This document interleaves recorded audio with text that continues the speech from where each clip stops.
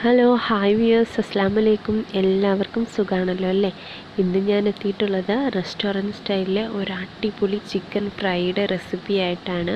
അപ്പോൾ chicken fry എല്ലാവരും ചെയ്തിട്ടുണ്ടായിരിക്കും അല്ലേ? പക്ഷെ നിങ്ങൾ ഇതുപോലെയൊന്ന് ഒരു ദിവസം വീട്ടിൽ ട്രൈ ചെയ്ത് നോക്കൂ. ചിക്കനൊക്കെ ഉണ്ടെങ്കിൽ ഒരു ദിവസം ഇതേ രീതിയിലൊന്ന് ചെയ്ത് നോക്കുക. എന്നിട്ട് ടേസ്റ്റ് എങ്ങനെയുണ്ടെന്ന് എനിക്ക് കമൻസിലൂടെ അറിയിക്കുക. വളരെ ടേസ്റ്റി ആയിട്ടുള്ള, നമ്മൾ റെസ്റ്റോറൻറ്റിലൊക്കെ പോകുമ്പോൾ എങ്ങനെ നല്ലൊരു ടേസ്റ്റ് കിട്ടുക, അതേ രുചിയാണ്, അതേ ലുക്കുമാണ് കിട്ടുക. പ്രത്യേകിച്ച് കളറിങ്ങും കാര്യങ്ങളും ഒന്നും ചേർക്കുന്നില്ല. അപ്പം നമുക്ക് നോക്കാം ഇതെങ്ങനെയാണ് തയ്യാറാക്കി എടുക്കുക എന്നുള്ളത്. ഇതിനായിട്ട് ഞാൻ 500 ഗ്രാം ചിക്കനാണ് എടുത്തിട്ടുള്ളത്. ഇത് നന്നായിട്ട് കഴുകി എടുത്തതിന് ശേഷം ഒന്നങ്ങ് വരഞ്ഞു കൊടുത്തിട്ടുണ്ട്. നമ്മൾ മസാലയൊക്കെ ഇതിനകത്ത് നന്നായിട്ടൊന്ന് പിടിച്ചിട്ട് കിട്ടണം, അതിനായിട്ടൊന്ന് വരഞ്ഞിട്ടെടുത്തിട്ടുണ്ട്.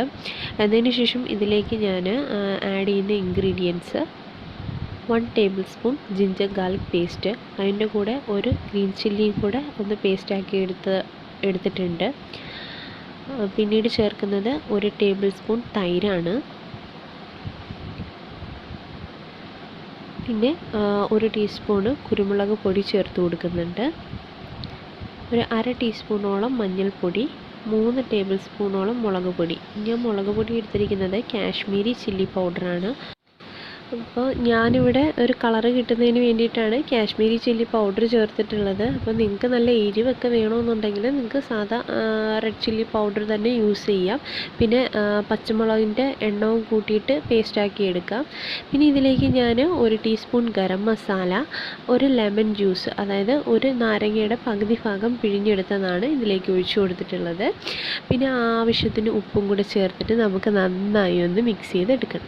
അപ്പോൾ നമ്മൾ മിക്സിംഗ് ഇത്രയേ ഉള്ളൂ. കാര്യം വളരെ സിമ്പിളാണ്, വളരെ എളുപ്പത്തിൽ തന്നെ ചെയ്തെടുക്കാൻ പറ്റും. നമ്മളെ കയ്യിൽ നമ്മൾ ചിക്കനൊക്കെ മേടിക്കുന്ന സമയത്ത് ഇതുപോലെയൊക്കെ ഒന്ന് ട്രൈ ചെയ്ത് നോക്കുക, കുഞ്ഞുങ്ങൾക്കും വളരെ ഇഷ്ടമാവും. അപ്പോൾ ഞാനിവിടെ മിക്സ് ചെയ്ത് വെച്ചതിന് ശേഷം ഇത് ഓവർനൈറ്റ് ഒന്ന് ഫ്രിഡ്ജിൽ വെച്ച് കൊടുക്കുന്നുണ്ട്. ഫ്രിഡ്ജിലല്ല, ഞാൻ ഫ്രീസറിലാണ് കേട്ടോ വെക്കുന്നത്. ഫ്രീസറിലൊക്കെ വെക്കുമ്പോഴത്തേക്ക് നല്ലൊരു എന്താ പറയണ്ടേ, ആ മസാലയൊക്കെ അതിനകത്ത് ചിക്കനകത്തൊക്കെ പിടിച്ച് നല്ലൊരു എന്താ പറയുക, നല്ലൊരു ടെക്സ്ചറായിട്ട് കിട്ടും. അതേ ഒരു ടേസ്റ്റിൽ തന്നെ നമുക്ക് കിട്ടും. റെസ്റ്റോറൻറ്റ് സ്റ്റൈലിൽ എങ്ങനെയാണോ നമുക്ക് കിട്ടുന്നത് അതേ രീതിയിൽ തന്നെ കിട്ടും. നിങ്ങൾക്കിപ്പോൾ ഓവർനൈറ്റ് വെക്കാൻ പറ്റിയിട്ടില്ലെങ്കിൽ ഒരു 7-8 മണിക്കൂർ വെച്ചിരുന്നാലും മതി.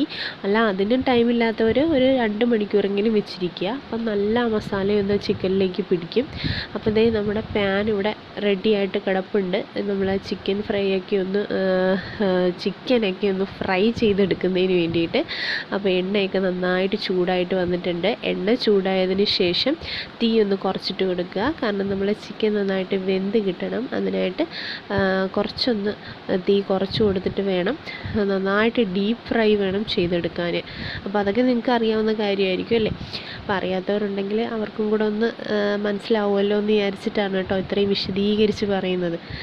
അറിയാവുന്നവരുണ്ടെങ്കിൽ ഒന്ന് ക്ഷമിക്കുക.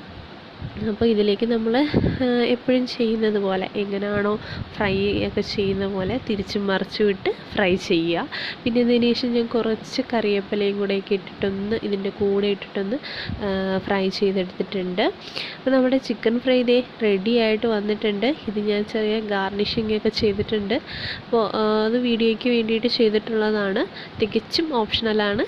അപ്പോൾ നിങ്ങൾക്ക് ഇതിൻ്റെ ആവശ്യമൊന്നും വരത്തില്ല. വീട്ടിലൊക്കെ ചെയ്ത് കഴിക്കുന്നവരാണെന്നുണ്ടെങ്കിൽ ഈ ഗാർണിഷിങ്ങിൻ്റെ ആവശ്യമില്ല. നേരെ തന്നെ നമുക്ക് എന്തിൻ്റെ കൂടെ വേണമെങ്കിലും, ചപ്പാത്തിയുടെ കൂടെയൊക്കെ വേണമെങ്കിലുമൊക്കെ സെർവ് ചെയ്ത് കഴിക്കാം.